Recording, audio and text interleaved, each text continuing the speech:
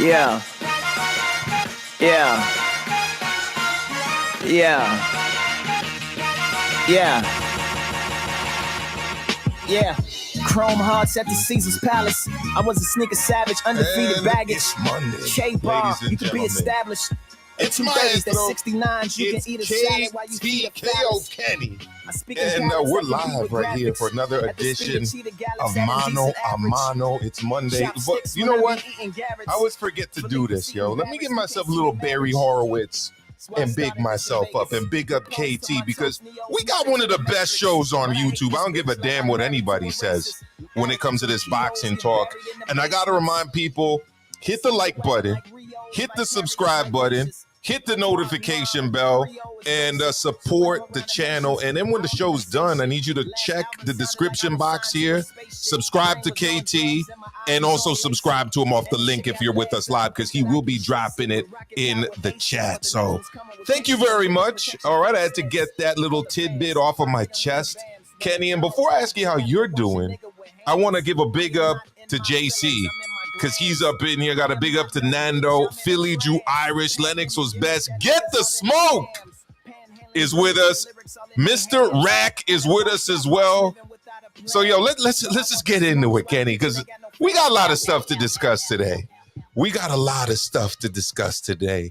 And, you know, let me just get started with what I was up to today, Kenny, and then we'll get started with the weekend after that. I got back from the Shakur Stevenson Robson Conceição press conference, which was at the Prudential Center this afternoon.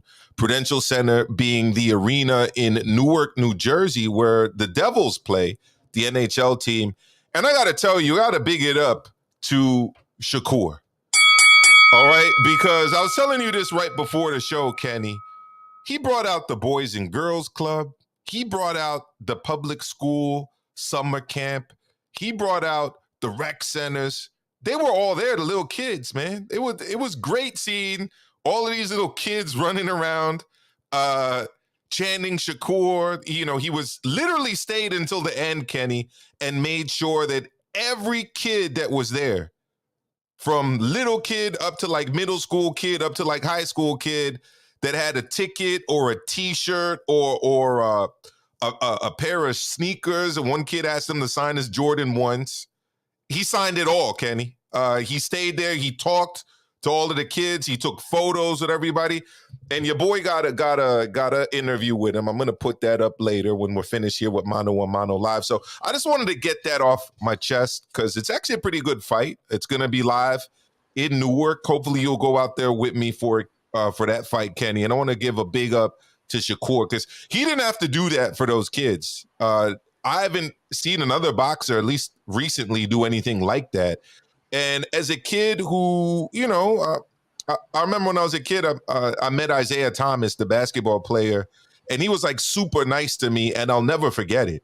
And like for those kids, that's going to be a moment they're going to have for the rest of their lives. So big up to Shakur for doing that, Kenny. Sorry to go on for on that long one, Kenny, but let me know what's good in Mundo KT. Don't be sorry, man. Don't be sorry. That's the type of great news that we need to hear. That's the type of shit that's going to bring other fans that don't already watch boxing into boxing. A professional athlete showing them love, talking to them as if they were regular individuals that can also make it to boxing. Not these athletes that act like their shit don't stink. We all just regular human beings. Show some love. Show some respect to the youth. Sorry about the goddamn police, because they wait for every single time that we go live so that they could disturb us in the background. It's all good. It is what it is. But no, Shakur Stevenson deserves all the love and respect that he's getting. I trashed him back in the day, specifically only not because I didn't like him. I think I trashed him because I liked him too much, but he was fighting nobodies. But he's fighting people now. He's fighting big-ass challengers. Play no games. I'm all for it. I'm all with that as well. Big up Shakur again, because like I said, those kids that were there today at the Newark Prudential Center, they're going to remember this moment for the rest of their lives. And he also said, Kenny, that he's out of his own money purchased 100 tickets to the fight and is going to be giving them out to kids so that 100 kids can go and watch the fight with Robson. So yeah, very impressed with that. And it is what it is. We're here in New York City. If I did a show on Saturday night, Kenny, you know what it would be? It would be nonstop bachata, merengue. There'd be some reggae in there too, some reggaeton. We got all the Caribbean music here in the South Bronx by the stadium, especially on Saturday night when people are barbecuing and having that good time right across the street. So it's all good. Look, everybody who knows this show know that, New York City is a recurring character in the background, whether it's music, horns, or police sirens. So let's go. Saturday night, Kenny. We had a couple fights of note taking place on ESPN. Let's go to the undercard first, okay? We had an interesting fight between Gabe I was about to say Gabriel Rosado, Gabe Flores, yeah, against Giovanni, the young kid trained by Freddie Roach. Well, give me your initial thoughts on that one, Kenny. And then I'll tell you what I was thinking the whole time I was watching this fight. Please go. Well, before the fight, I thought Gabe Flores was gonna come in here, not dominate, but do much better than what he did. He was not impressive to me at all. He kept on doing the same thing. He had the shorter arms, but he kept on trying to throw the same punches that he kept on getting countered from the entire fight. He was throwing these. He was trying to throw like this kind of jab / hook-ish type of thing that had this little curve to it. Meanwhile, his opponent, I forgot his name. You just mentioned it. His name is Giovanni Cabrera. Giovanni Cabrera. Yeah.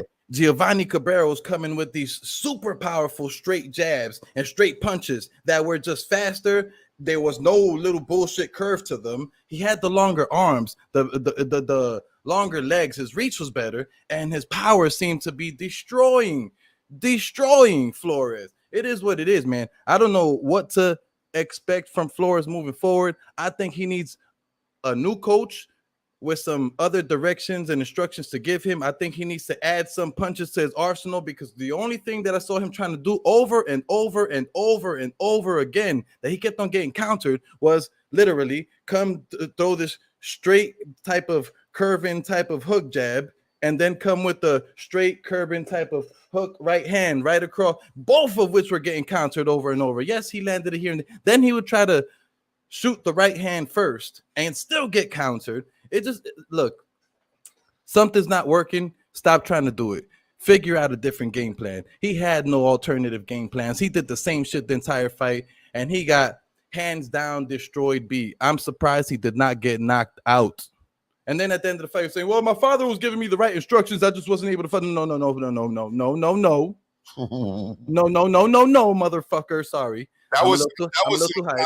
That was some Stockholm syndrome shit, the way I saw it. His father wasn't telling him shit right to do. I don't know what he was trying to take the blame away from his father for. Like, he did it in the last fight too. Like, he's just blaming himself for not following instructions. Look, Kenny, I've held the mitts for you. You see me, coach. I mean, I trained you for a little bit in the hand game. I know your strength and conditioning work is second to none. We gotta call this boy out to New York City, bro, because it's either you either gotta make a U-turn or it's time to give it up. Because look, first and foremost, I'll tell you where the problem started for Gabe Flores Jr. leaving the 130-pound division. What? Yeah. I mean, even at 130, he didn't really look like a big 130. He looked kind of soft in places, and he didn't look like physically big or physically dominant at 130. So then he goes up to 135 and what? I mean, he was getting bossed by this kid Giovanni Cabrera. This dude Giovanni Cabrera was in like a martial arts stance for most of the fight, hands down, begging Flores to do something about it, and he couldn't do it. He couldn't do it with the jab. He couldn't do it with the straight rights, like you were saying. He couldn't do it leading. He couldn't do it counter punching. I mean, he was struggling the whole night. And first and foremost, like I said, this kid Flores has no business being at lightweight right now. Maybe once he hits 30 or late 20s, but lightweight right now, it's like you barely just did anything at 130. What you moving up for? What are you moving up for, dog? Like, You were not big at 130. You were not like, you know, he didn't have a size or strength advantage over anybody I saw him fight at 130, really, unless it was the blown up dudes, because there's plenty of those on his records, right? The former 122 pound guys moving up to 130 to chase. Look, it was. I'll tell you what, Kenny, too. It was very difficult to watch. It was painful to watch. I felt bad for him. I felt bad from the whole fight. Starting with 10 seconds when his ass got dropped. I felt so bad, yo. He was having such a hard time not getting hit. Like I know I'm saying it in a fucked up way because it's funny to me. But Flores was having such a hard time not getting hit, and it seemed like everything he got hit with would almost drop him. He needs to go back down to 130. He needs to work on that conditioning, because his conditioning was also a little terrible. We got to bring him out. I said it. We got to bring him out to New York City. Get him up with Coach Kenny. Team up with Maestro. Look, I'll tell you what. We probably be able to do something with the kid. I'm not even joking. He got skills. He just didn't have no other plans. He got hard, but we need to get him strong, lean, and on point at 130. And then hope that Shakur leaves the division, and then maybe he could do something. As long as Shakur's over there, it's going to be. Can you imagine what would have happened to him if he was in there with another guy at 130 in his state right now, like a Jor Cordina, right? No. Bro, any one of these guys will beat him. Shakur at 130, Conceição at 130, even Valdez at 130, who just lost to Shakur. Any of those guys will beat him, and those are top threes for 130. Well, 100% I'm in agreement. And he moved up to 120, 135. What? Why? Devin Haney, Tank Davis, Ryan Garcia, George Moses Jr. I could go to Teofimo Lopez. What about? I mean, what are you doing going to 135? There's no future for you there right now. At all. So, and then like at the end of the fight, then he's blaming it himself and, you know, saying that it wasn't his dad's fault, that he wasn't following any what instructions was he not following? Unless his dad told him, son, don't even think about moving up to 135. Maybe he was talking about that. Maybe his dad told him not to move up to 135. But maybe he's blaming himself because he made the decision to not switch trainer after last fight. Maybe that's why he's blaming himself, because he should have switched trainer and gotten rid of his father after the last fight. And now he's still gonna stay with his father. At least that's what it sounded like in the post-fight. His dad damn near got him killed in his last fight for not pulling him out. So look, you know, Maestro Management, 718-618-4284. Hit us up. All right. We're going to get you on that Nico Walsh plan for a little bit. We're going to be pulling out obscure names out of guys you never heard from Argentina and the club circuit in Tijuana. We'll find you the opponents. All right. And we'll get you back on track. We got to get you back down to 130. We'll get him on the Jake Paul plan. We got to find somebody's son, somebody who's famous. We got to find their son. You know what I'm saying? So we could get him in the ring with Flores, and Flores got to look amazing. Yeah. Maybe we'll. But he's got to get off of TV first of all, and we got to get him right. Anyways, that's enough of Gabriel Flores Jr. And I do hope it turns around for him, because he's either got to do one or two things: make a major change in his team, or retire from boxing, right? And then we'll get you over to the I don't know what the local community college is over there. We'll start out with your associates, move you on to the bachelor's, Stockton Community College. Nando could help me out with that one. I don't know if that's an actual place or not, but if you ain't doing it in boxing, we got to get you onto the Maestro education plan. Get yourself a little 2-year college degree, convert that into a 4-year at a big state college, like the one Kenny got graduated from, and we'll set you up with some business opportunities and everything else in the legal cannabis world. You know, I don't know. We'll figure it out. I don't know. Look, man. If I was Flores before retiring, I'd set myself up in some nice big money fights, even if I'm a lose, just so I can get some big bread, and then I'd invest those big dollars in something that's involved in boxing. Whether it's opening a boxing gym, opening a training or a promotional company, a management company, whatever, do something within the sport of boxing, because he already has a name. He's already. It's not that he's the most famous dude, but Flores is already known in boxing. So keep your name there. I don't know. Start commentating. Start a podcast. Do what Sean Porter did. I don't know, but stay in the sport of boxing if you're gonna choose to retire. Yeah, 100%. You know, we'll get you onto the KT plan. You know, KT investments are heavily involved in the, you know, the multifamily housing units. You know, get that monthly check every. You know, we'll sort out. Maestro management can take care of you, son. Okay, either on the physical side of training and the matchmaking, or we'll set you up with some businesses. But he needs to change the team around. Anyways, on to the main event, Kenny. We had Gonzalez, all right, taking on Isaac Dogboe. What were your thoughts on that one, Kenny? You know, going into the fight, for me, it was another upset, because going into the fight, I did have Isaac Dogboe winning, but in watching the fight, I thought Joet Gonzalez from round 4 on ate him up. He ate his children, like Mike Tyson said. He ate him up. And then they stole the fight from Joet and they gave it to Isaac Dogboe. And don't get me wrong, Isaac Dogboe was my horse in this race. He was the guy that I was going for to win this fight. I felt he was going to be the sharper puncher to have a higher volume of accurate punches. Not knockout punches, but I thought he was going to have a higher volume of accurate punches that were just going to look sharper, and I thought his defense was going to be sharper. Yeah. It was sharp for certain points, but it wasn't sharp enough to keep Joet and his long, strong punches off of him. There was a couple of points that it even looked like Isaac Dogboe was buzzed. I don't think that Dogboe won this fight. I think it's messed up that they gave it to Dogboe. Joet Gonzalez deserves a rematch. He's 1,000% not going to get it. And Robeisy Ramirez is calling out for Isaac Dogboe. And I would love to see that. Robeisy eats him up and chews him up, spits him out easy. Tui. I didn't score the fight, Kenny. It seemed like a close fight to me, though. I wasn't scoring it. I was a little tired. I'm not gonna lie. I fell asleep during the fight. I was very tired, and then I woke up and watched the remaining of the fight, knowing what the result was. Unfortunately, it's one of the problems with living out here on the East Coast. You know, these fights start hella late, at least for me. Anyhow. I thought it was a close fight. I'll rewatch it again. It looked to me like a fight that could have gone either way, to be honest with you.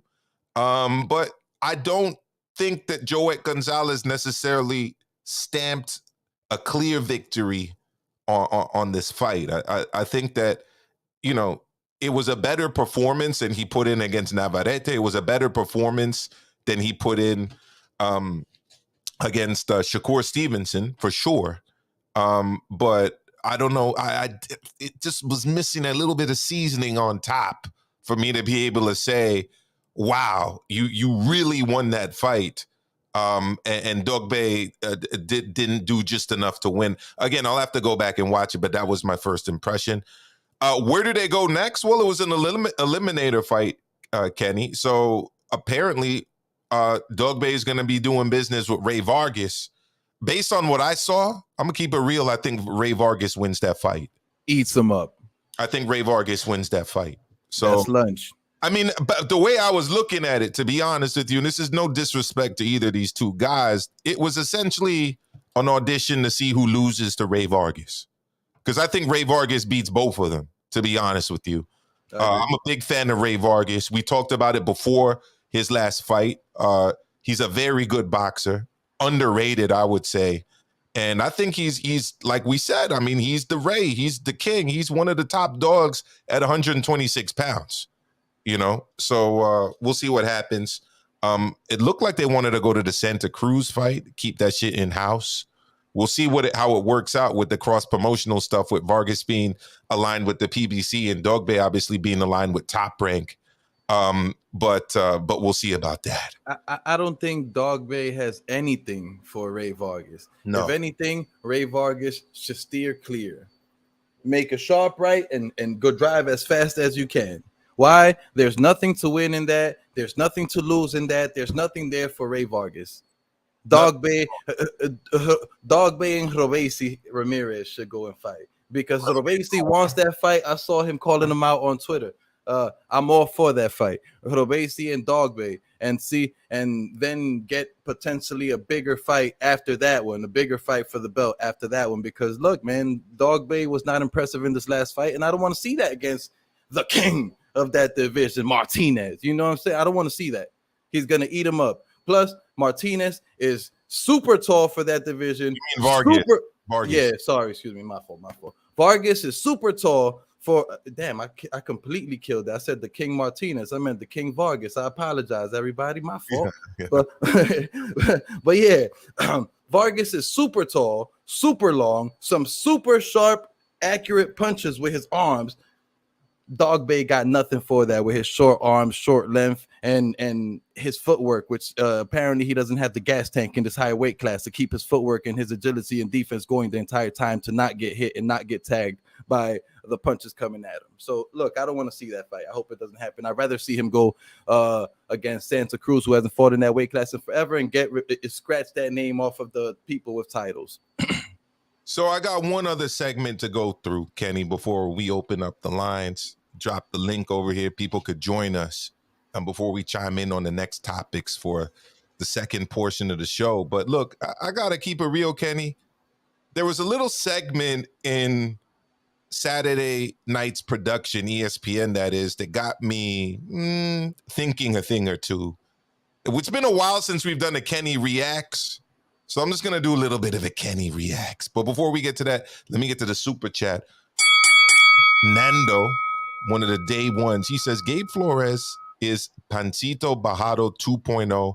Folks should be a little more skeptical about those glittering amateur accomplishments. Doesn't always translate. One thing I will say, though, about Pancito Bajado, Nando, Pancito was blasting dudes out of there. Like, Gabriel Flores wasn't really doing that, but I see your point. But Pancito Bajado, that guy was knocking fools out from what I remember back when he was making his debuts on Showtime. Anyways, this is a little segment, Kenny, from Saturday night's broadcast. I want to hear what you have to think about it. Let's go. And speaking of former world champions, as in the former undisputed lightweight champion of the world, the takeover is trying to take back. Teofimo Lopez will return to the ring on ESPN on August 13th. He'll be up against Pedro Campa. That fight coming to you from Resorts World in Vegas. Mark Kriegel was with him in recent days. You fought Kambosos with a condition called pneumomediastinum, air in your chest cavity and neck. Doctor said you're lucky to be alive. Indeed I am.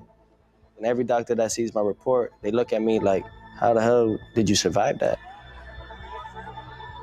Should your son have been in the ring? No, at all. The likely cause was a tear in your esophagus that started when you were rehydrating. You know, I'm drinking my water. A couple minutes later, my tone of voice changes. So I start touching my neck.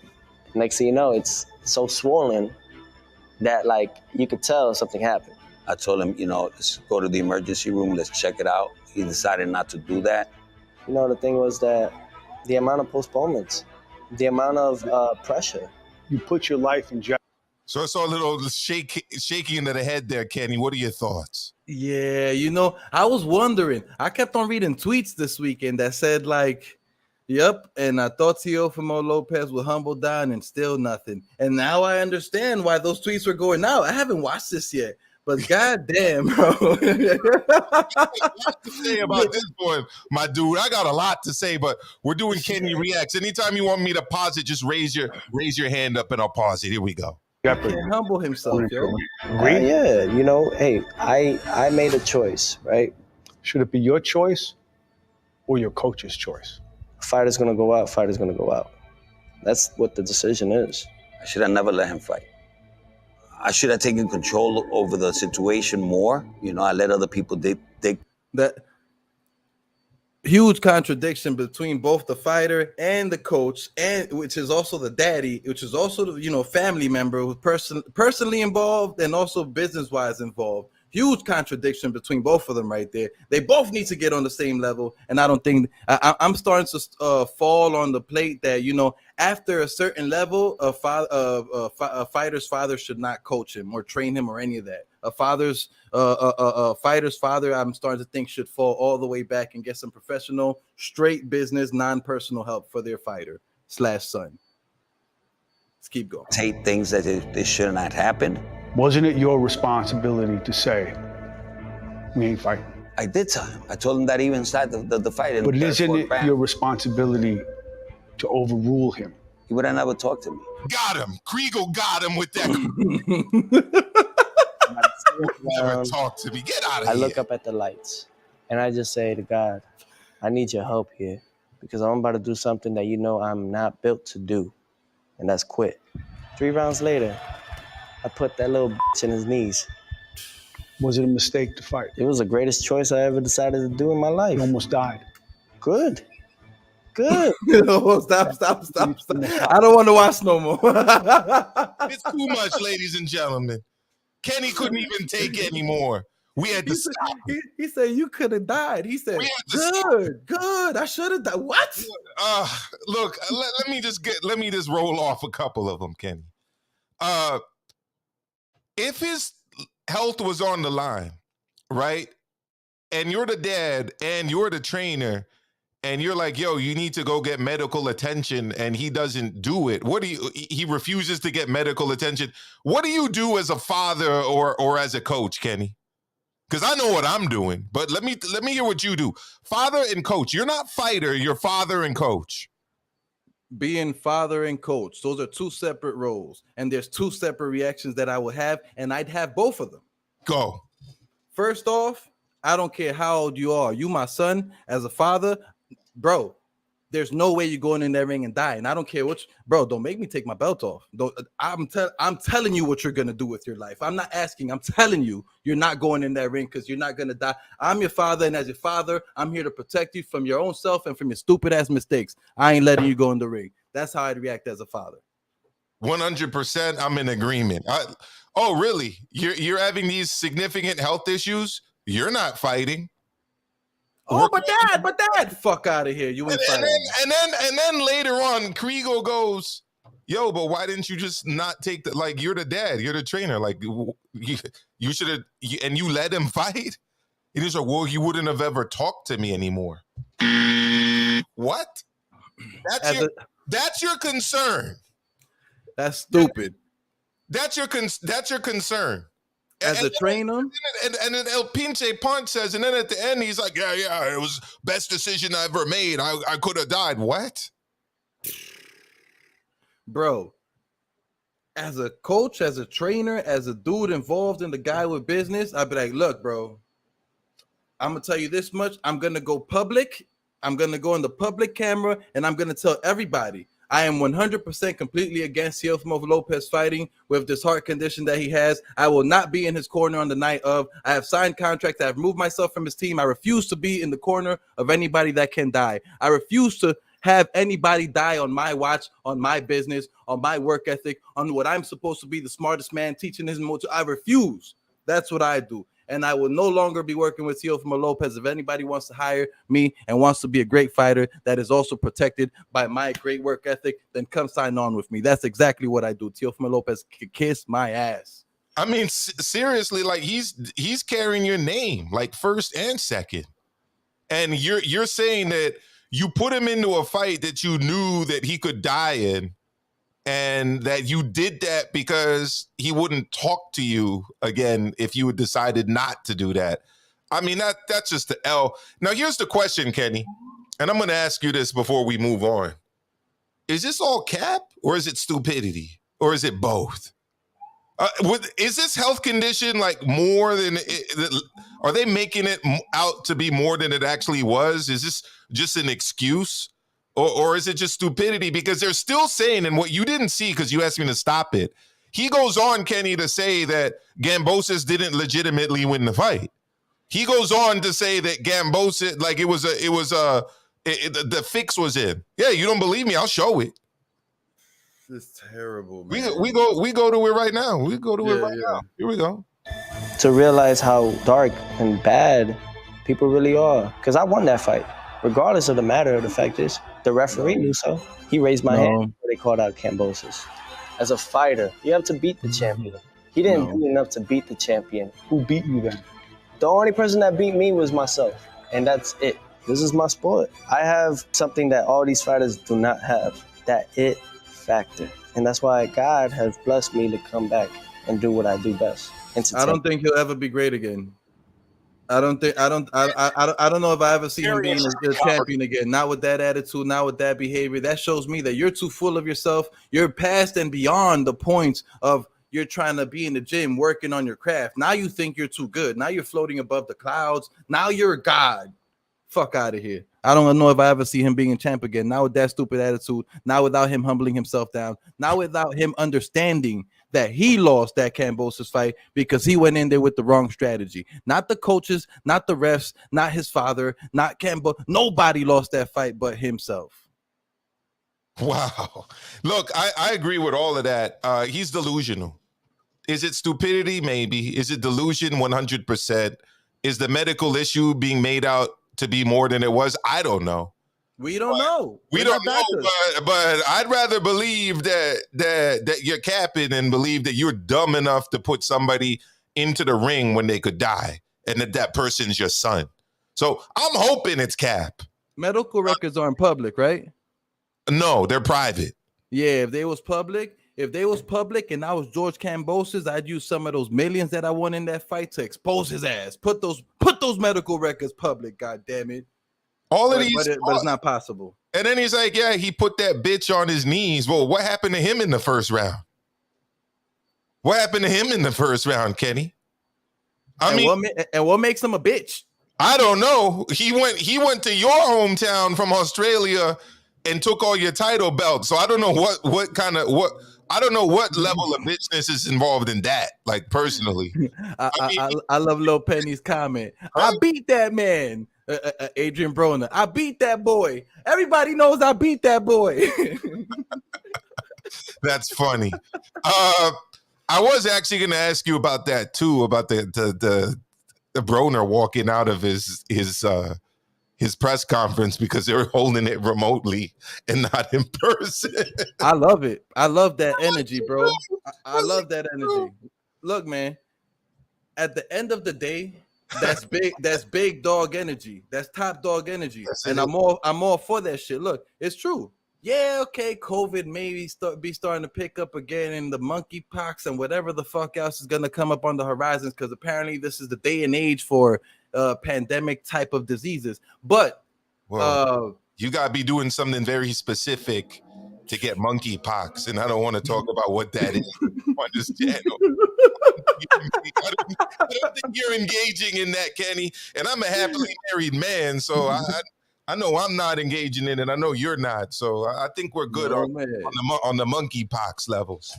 But no man. But yeah, I thought that was pretty funny, bro. That he walked out of the press conference. He's like, "Yo, they're not doing this to Floyd. They're not doing this to these other fighters. Why are you putting me on a remote a broadcast? I respect it. I'm up out of here." So I thought that was pretty funny. I respect it, bro. I 100% respect it. And if I was him, I'd do some other shit and go create my own crowd and bring my own camera and do my own goddamn press conference of my damn self. You understand? You understand what I'm saying? I understand exactly what you're saying. Now, what I don't understand, I'm going to have to watch this back because I did not see this, Nando. Salute to Nando for bringing out the news. Did you guys hear Bernardo Osuna and Andre Ward get into it a bit with each other this past Saturday? Andre told the producer off air he wasn't sure why they needed Osuna or Tessitore anymore. I'll be honest. I feel that way about Tessitore. I don't necessarily agree with Osuna because Osuna's doing his thing, and also he's the one guy on that broadcast that speaks Spanish, which is super importante. cuando viene el boxeo here in the United States. So you got to have at least some guy on that broadcast that speaks a little Espanol, I think. Not only that, bro. I'm gonna have to go ahead and say that I didn't even hear the argument, but I'm all for Ozuna. I'm against Andre Ward and any fucking thing he does, anything he says. Fuck all that. He talks too much shit. I don't like that man. Fuck out of here. Wow. There you go. So there you go. Look, look, Kenny, we've got a fight this Saturday. I'll be attending it. I got my credential via email today. Actually, last week. We're talking about Danny Garcia live at the Barclays. He's going to be taking on Jose Benavidez Jr. I'm going to get things started with this because I got a question that's going to be a recurring question for you for the remainder of this episode of Mano a Mano. Right? Meaningful or meaningless? Is this a meaningful fight, Kenny, or is it a meaningless fight in the world of KO Kenny?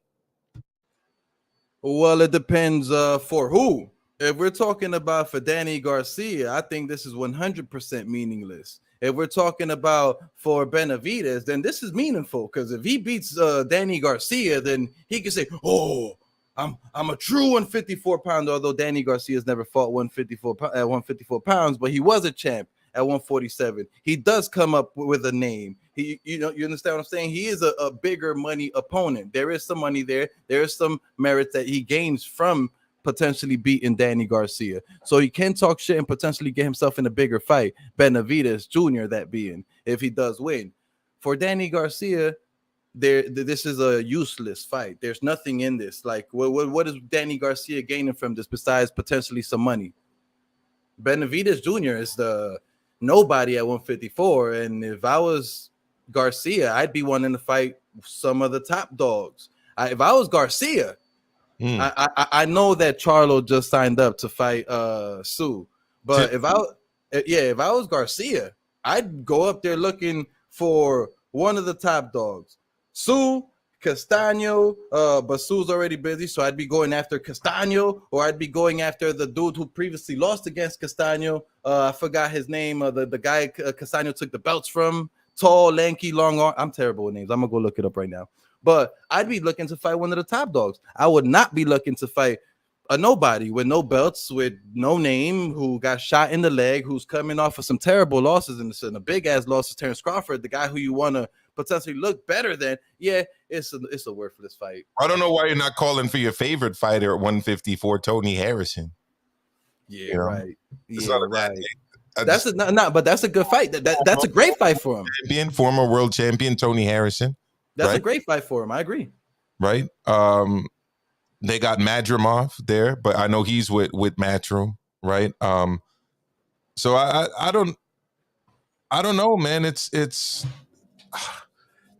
I'm going to the fight. I'm interested to see where Danny is. I think Benavidez Jr. is talented but limited because of the injury to his leg. For a fight fan, I'm gonna have to go overall meaningless fight. For a hardcore fan, we watch everything, but general sports fan, it's definitely kind of a meaningless fight if I'm going to keep it real. Because really, you think about it, what does beating Benavidez Jr. really say about Danny Garcia at 154 and his chances to win a title against a Charlo? Nothing. Not that much. Nothing at all. Not that much. And to his credit, they were asking Roy Jones Jr. on the Pro Box TV podcast. I'm a big fan of that show. You know, whether he's impressed with Danny Garcia going up to get another title in a third weight class. And he's like, no, because he's got unfinished business at 147. Yeah. How can you be impressed with somebody moving up another weight class when they didn't establish themselves as the best in the previous weight class? Yeah. Like, finish what you got to do at 147. Plus, this was a guy who moved up from 140 to 147. He was never really big at 147 anyway. So in the grand scheme of things at 154, I got to go with meaningless on this one, Kenny. I agree. It's probably going to be entertaining, but meaningful in terms of the division itself, I can't give it that. I can't give it that. Any disagreement there? No, I wholeheartedly agree with you. For me, the meaningful fight in this division for Danny Garcia would have been him fighting Patrick Teixeira. Teixeira, yeah, because Patrick Teixeira was the guy who lost the belts to Brian Castaño. Then Brian Castaño lost the belts to Jermell Charlo. So if you asking me, I'd go against Teixeira, beat Teixeira potentially. Then I'd go after Castaño, try to beat Castaño, and I'd be like, look, Charlo, I beat all your past dudes. What's good? You have no reason to not give me this title shot. And if you lose to Charlo, who gives a fucking fuck? He's the undisputed champion at 154. It'll be a huge money fight. You know what I'm saying? That's my route. I know exactly what you're saying. So moving down look, I think that he should win the fight, Danny Garcia. What it sets him up for, I really don't know, because when you look at the rankings at 154, it's like, do you see him taking on what are we looking at here? Do you see him taking on Sebastian Fundora? He's with the PBC. Hell no. Sebastian Fundora is a problem for anybody. Big problem for Danny Garcia, Sebastian Fundora. Huge. You know, that's a big problem for him. So I don't know, man. It's like, where does he go from here? Which is why, because it's not setting anything up, obviously, I can't really go all the way to meaningful fight. I can't do it. It's not setting anything up. So moving down the list, Chris Billum Smith versus Isaac Chamberlain. This is one for our guys out there in the UK. It's for the EBU cruiserweight title. Meaningful or meaningless, Kenny? Don't worry, that's pretty meaningless. UK fans, they'll understand. That's pretty meaningless, bro. That's pretty meaningless. All right, here we go. Going down the list, we got Josh Kelly, July 30th, against Lucas Batista. This is on Channel 5. Meaningful or meaningless? Meaningless. I got to agree with that one. August 6th, Michael Conlon against Miguel Mariaga. ESPN comeback fight. Meaningless. Mariaga, his last fight got destroyed by some no-name nigga. Like, no, stop it. Why is I get it that Conlon is coming off of a loss and he's trying to, I guess, get himself on the right, steer himself in the right direction again. I get that. Cool. But Mariaga just got his ass beat. You should at least fight some, I don't know. Jake Paul is a cruiserweight fight versus Hasim Rahman Jr. August 6th here in New York City. Meaningful or meaningless?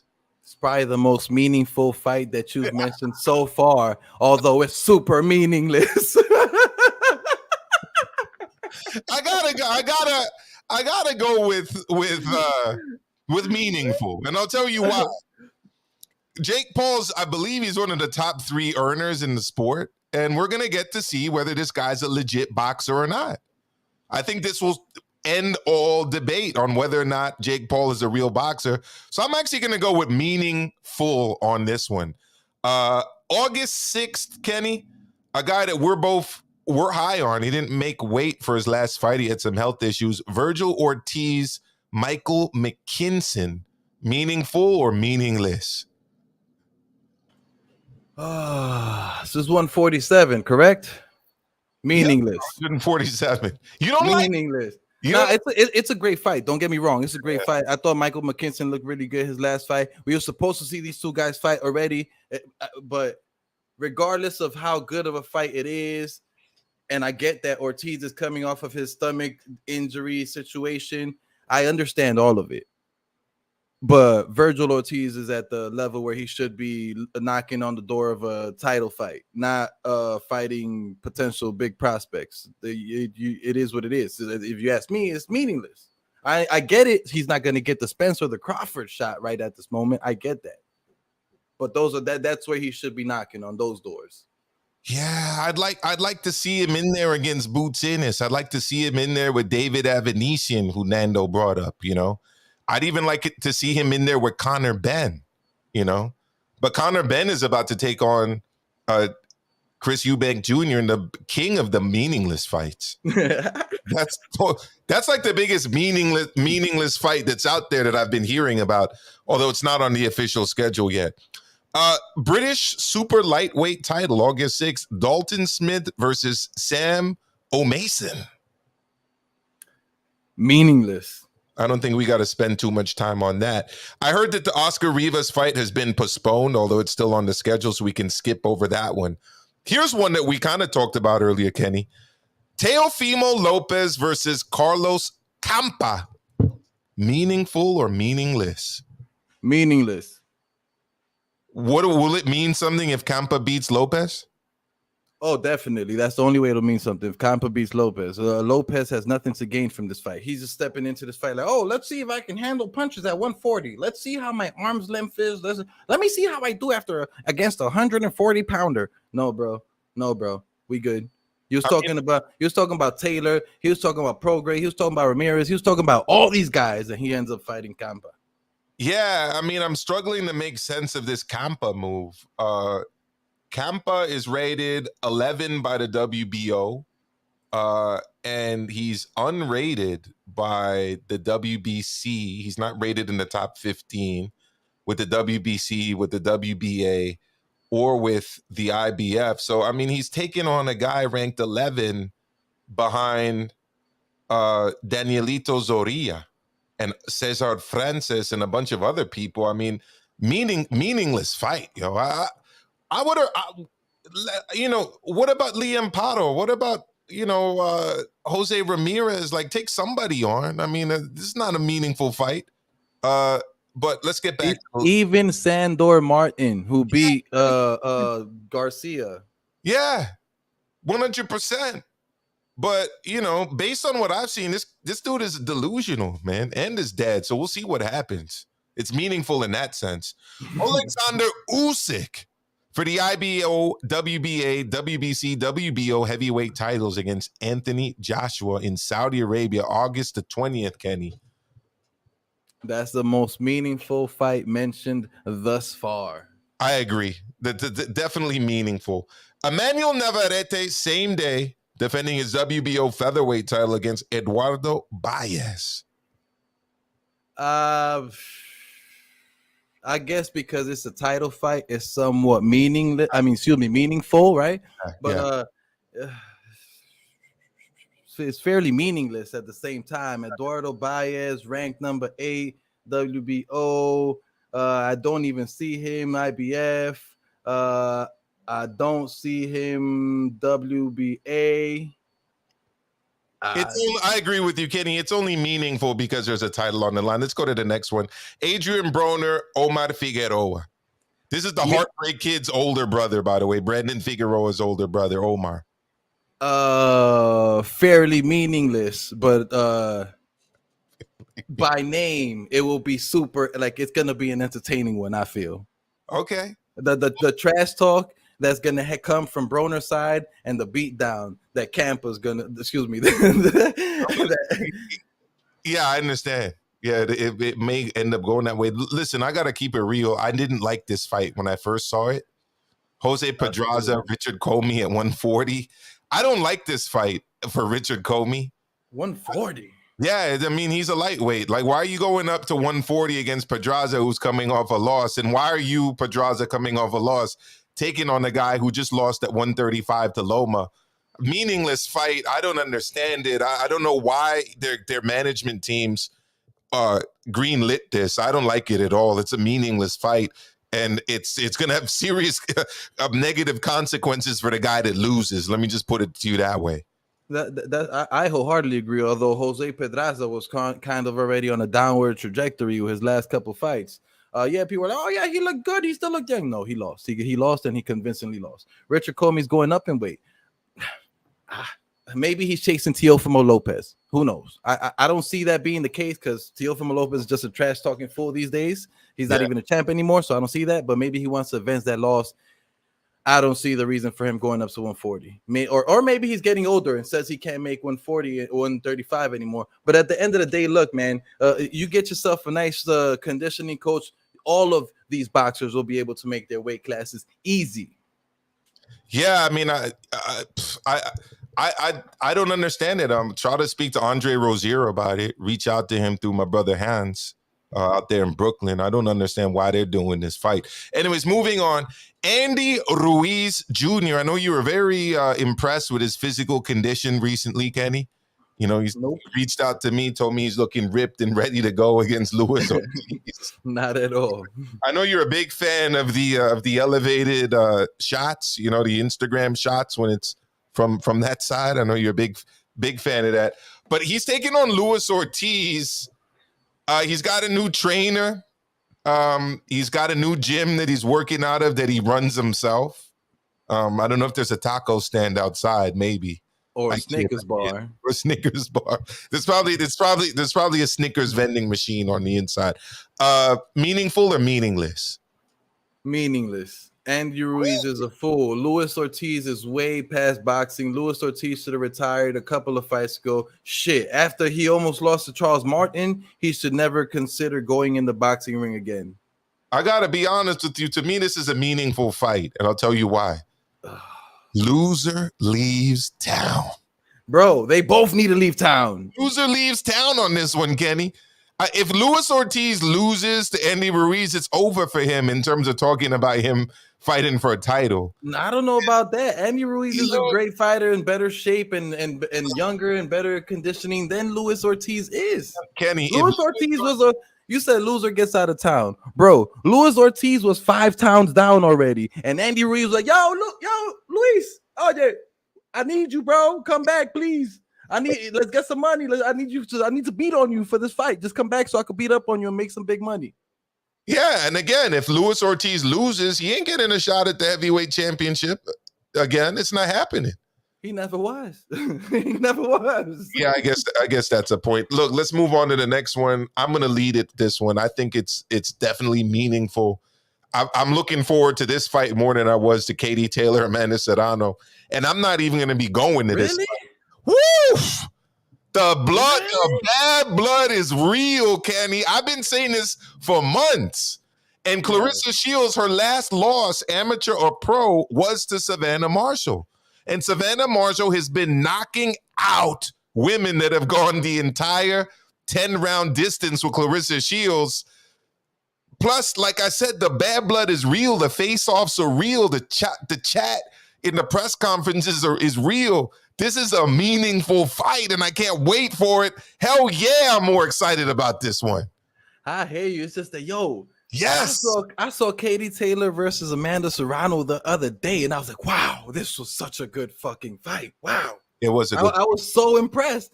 I don't see these girls doing better than what Katie Taylor and Amanda Serrano did. At the end of the day, if you ask me, Clarissa Shields is an amazing, talented boxer with not as much power as Marshall. Marshall is not that great of a boxer. Marshall just has power. Marshall does not have a crazy amount of defensive skill and boxing ability. Marshall just has power. She's got skills. She just hasn't needed to use it, Kenny. Oh, we gonna see. We gonna see. This is gonna be a good fight. And it's a meaningful fight. We both agree it's meaningful, though, right? That's a fact. That's okay. A fact. Well, we can agree on that. Let's go to the next one. Saul Canelo Alvarez. He's taking on a guy who I've labeled the most overrated middleweight in the history of boxing, Gennady Triple G Golovkin. He just fought at 175. He's fighting a guy that's moving up from 160. They're fighting at 168 for Canelo's titles. A meaningful or meaningless fight, Kenny? Gennady Golovkin taking on Canelo. It's a little bit of both. It's meaningful because there's 4 belts involved. It's meaningful because arguably the best boxer in boxing currently is fighting in this fight, and a huge fan favorite in Triple G is also fighting in this fight. Who has skills? As much trash as we like to talk about Triple G and his resume, Triple G is a skilled boxer.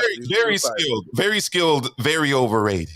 Now, extremely overrated. Now, it's also very important for the Mexican community and for the Kazakhstan community. Now, for the hardcore boxing fan that has seen this fight twice and they probably rewatched the 2 times that has happened like 6 times each, I would say it's meaningless because they're all tired of watching this. They don't want to watch it anymore. fans like me, though, I am super excited, and I hope somebody gets knocked out, whether it's Canelo or Triple G. I don't give a fuck. I'm nobody's fan, although I love them all. Well, Lennox is saying that Triple G is one of the best middleweights ever. You must have Jermaine Taylor and Kelly Pavlik on your list.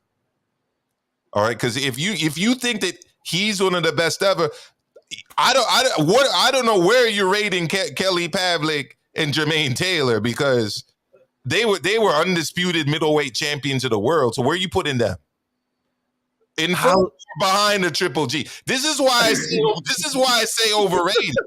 Because I guarantee you, Lennox was best is gonna tell me in the chat that Triple G is better than Kelly Pavlik and Jermaine Taylor. And if he does it, I don't want to use the sound effect, but it will happen.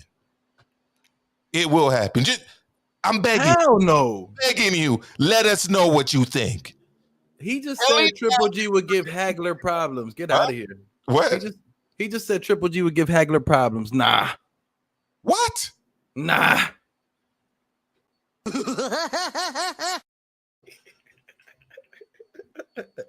Here we go. Triple G is better than Pavlik for sure. Really? Really? Based on what? Stop it.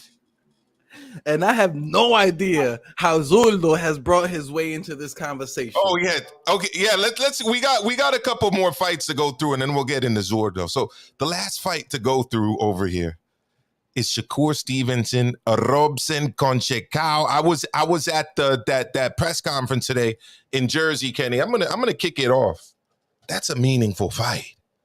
I thought Robson beat Oscar Valdez, right? And now Oscar Valdez, having lost to Shakur's taking on the guy that a lot of people, including me, felt beat Valdez. And it's for 2 titles. It's a meaningful fight. It's a unified 130-pound championship fight. And I asked Shakur about it. I said, listen, what about Cordina? What about Tank? You're going to have to wait for the interview because I'm going to drop it later on today. But those are the fights I'd like to see him in there with.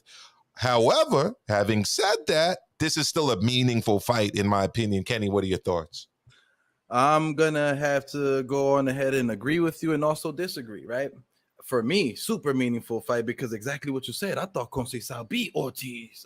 Valdez was? Yeah, Valdez. Excuse me. I'm terrible with names. It happens to me all the time. I thought Conceição won.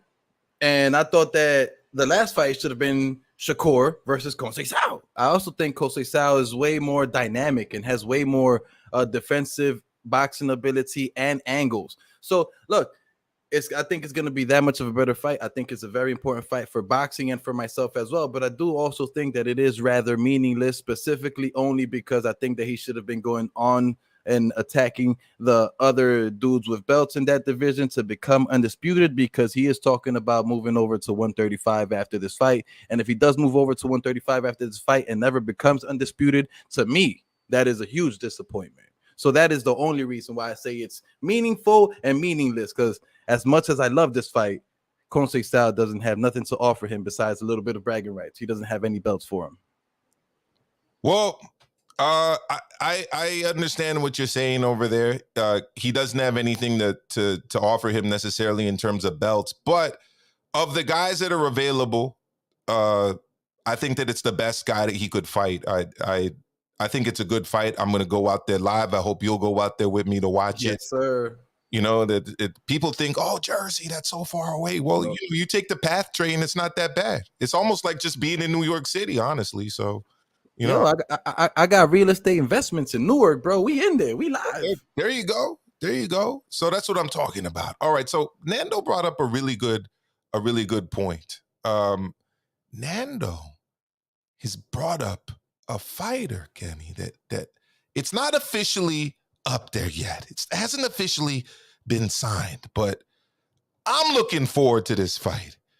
I'm looking forward to Gilberto Zuldo Ramirez taking on the Canelo conqueror, Dimitri Bivol, in a very significant fight at 175 pounds. And look, he said it. I'm going to read it. Nando says, Zuldo going to demolish Felix Sturm 2.0 Bivol. Shout out to Kenny. He called you out. He called you out, Kenny. What are your thoughts? That is a big, big fight. Look at that. Look at that body shot. Mm-hmm. Look at that body shot. Look at that. Look at that body shot. Was that fight like 10 years ago? Oh, look at that. Look at that body shot. All right, man. Look, I actually do want to see this fight happen. As much as I've said nonsense as I've said, you know, on the more serious note, I actually do want to see this fight with Bivol and Zuldo happen. Specifically, we got to see if Zuldo's for real. You know what I'm saying? We know Bivol proved he was for real this last fight versus Canelo. By the way, I love that fucking nickname. If I was him, I'd change my shit on BoxRec. It'd be that Dimitri Canelo Conqueror Bivol. That's what my name would be on BoxRec if I was Bivol. But continuing forward. Yes, I do. I'd actually like to see this fight specifically because, like I said, Bivol, he's shown that he has some skills. He's just fought a lot of, truck drivers as the time has gone on, and anybody could, bro. I could fight some of the guys he's fought, and I'm not a professional boxer, and I'd look amazing, So my thing is just, let's put him in there against some real challenges and see what he could do. If Zuldo was to do great against Bivol, which I 100% doubt, if he was to hurt Bivol, which I 100% doubt, if he was to even make Bivol stumble, which I 100% doubt, I'd give him a little bit of credit, but let's see that happen first before I give him any credit. Look, I'm not a hater. I just call shit how I see it. And at this moment in time, Zuldo has not done a damn thing that is respectable and has him deserve any respect from me. He's only fought truck drivers in Unieski, Boycel, and so on and so forth. You remember the Teamsters? Like, where are you getting this truck driver information? All right, you remember the team? Like, is Unieski putting in overtime miles on the road that I'm unaware of? Because you need to put some respect on the name of a former Cuban national standout, dog. Yo, bro, I reached out to the national truck drivers. Now I'm fucking around. Respect on Unieski's name. Yo, he's one of the top dogs in the national roster for Truck Drivers Association. I don't know what the fuck I'm saying, but it sounds funny. Stop it. You're talking about Unieski and Sullivan Barrera. Come on. Back-to-back Cuban standouts. I'm good. Back-to-back. I am good. Well, I do think Bivol easily beats him, though. I haven't seen anything that Zuldo does that I think is going to upset Bivol. You don't like those left hooks to the body? Have you seen You don't like Bivol? the left hook to the body? Do you think those left hooks to the body are going to be landing on Bivol? I should have actually said right hook to the body, actually, because he is left-handed. But yes. So you didn't see the footwork that Bivol employed against Canelo, where Canelo could barely land body shots or anything. About Canelo, we're talking about Zuldo right now. Yeah, less skilled Zuldo. That's for way lesser opponents. A guy that's hydrated up to over 200 pounds, Kenny. So that he could beat up on his opponent easily. He's like your size almost. Yeah. He's like my size, stepping on ants. Yeah, and maybe to Nando's point, the next ant is going to be your boy Bivol. We don't know. Know. I'd love to see. I do hope they sign this fight for real. All that shit I was saying about the other point. I forgot who it was. Jesse some shit. Jesse Hart. Yeah, it's cool and all. I'd like to see that fight as well, but I do want to see Zuldo Bivol, specifically because Canelo Bivol cannot happen right now. I'd like to see Zuldo Bivol, and I do want to see. And then, matter of fact, I'll make my prediction from right on this moment. Right, I'll make my prediction right now. Yeah, Zuldo loses, unanimous decision, a unanimous 12-round decision fight. That's how Zuldo's gonna lose that fight. Unanimous, UD 12 rounds, UD. Fair enough. No, but there ain't even gonna be a ref that's gonna be like, you with some crazy outlandish numbers and be like, it's a split decision. No. It's gonna be unanimous decision, hands down, Bivol victory. Well, let me put it to you this way, yo, because I got my weight class is ready to go. I'm going to give you guys my top 5. All right. Number 1, 115 pounds. Number 2. That's like your favorite weight class? Favorite weight class right now. Number 2. And the next 4 weight classes are actually hard for me to order around. So don't get too mad with me about it. But number 2 is the heavyweight division. We are talking about the big boys here. All right. Number 3, believe it or not, Kenny, is actually 175 pounds because I'm very intrigued by what might happen between Beterbiev and between Bivol. And I also like the names that are coming up in the division too, guys like Joshua Buatsi and others. All right. I also like 122 pounds. We got to see Mjek Magdaliev take on Stephen Fulton Jr. Right. And to round things out, I'm going to go with the lightweight division, 135 pounds, because we still officially have Lomachenko, Haney in the division, along with Tank Davis and Ryan Garcia. So those are my favorite weight classes, Kenny. Did I fail to mention a weight class that you like that you would put up there on that list? Yeah, man.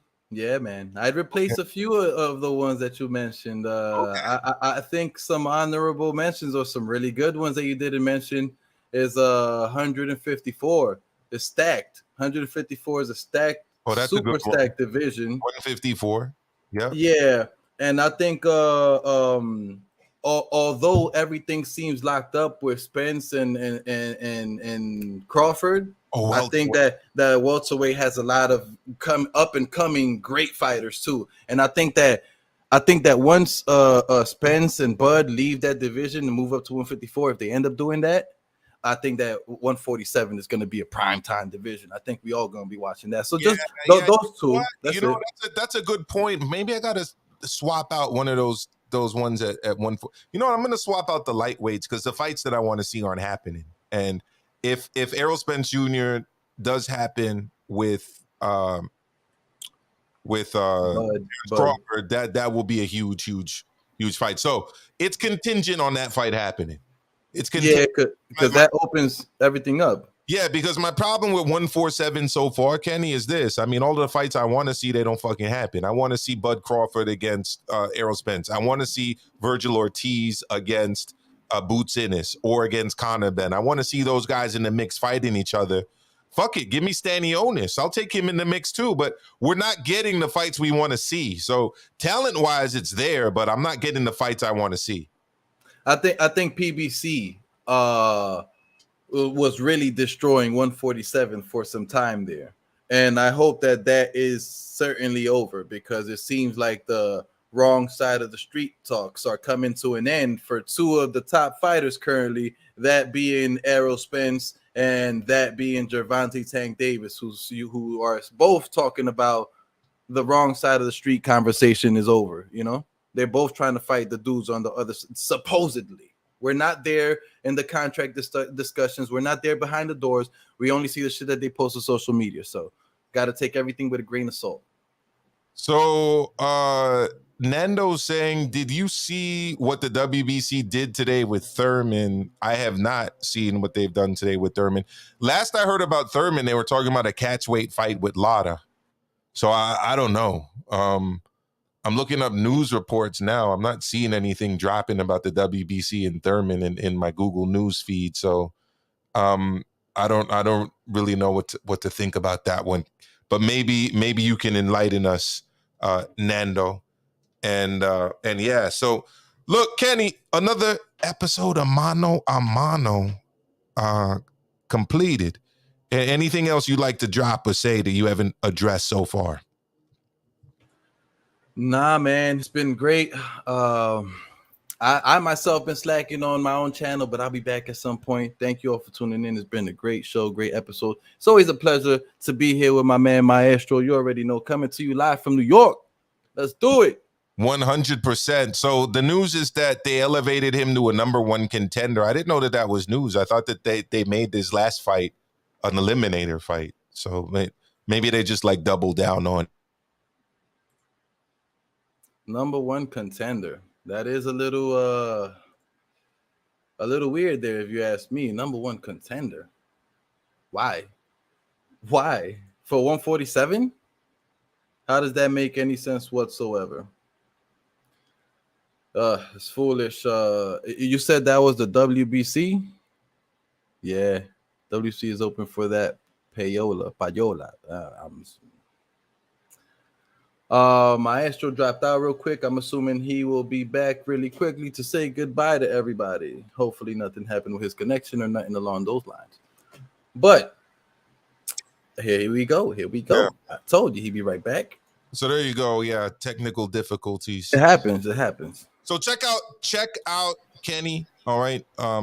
Link is in the description box. Make sure you hit the like to subscribe, ding the notification bell.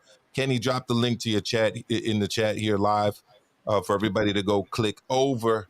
All right, this was another edition of Mano a Mano. I want to thank everyone, especially all of my subs, including himself, Nando. All right. Thank you, everybody, for tuning in. I appreciate it, guys.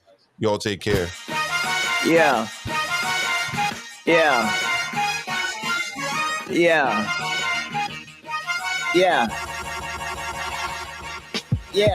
Chrome hearts at the Caesar's Palace. I was a sneaker savage, undefeated baggage.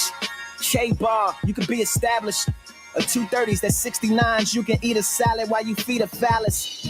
I speak in palettes that compete with graphics. At the speed of cheetah gallops at indecent average. Chopsticks when I be eating Garrett's. Philippe receipt embarrassed, you can't see the marriage. That's why I started this in Vegas. Proposed to my toast, Neo's married to the Matrix. But I hate this bitch like I'm married to a racist. An addict, so the kilos get buried in the basements. Speed the wagon like Rio's, vicarious, vivacious. Patois noir, but the Creole is basic. So when I'm around them Haitians, I don't even say shit. Last album sounded like I was signed to a spaceship. Brain was on drugs and my eyes was on LASIK. And the shit got legs, I don't think that I can chase it. With rocket power with A6, but the next one's coming with cases and witness protection facelifts. For the fans, why hit them with kabams when the germaphobe jab can wash a nigga with hands? I am not in my feelings, I'm in my glands. I am not no bitch, I'm in a trance. Pandemic gimmicks got niggas all in the scams. Panhandling brilliance put lyrics all in their hands. Alan Watts got Watts living without a plan. But I want the smokes while the kitchen ain't got no fans. L.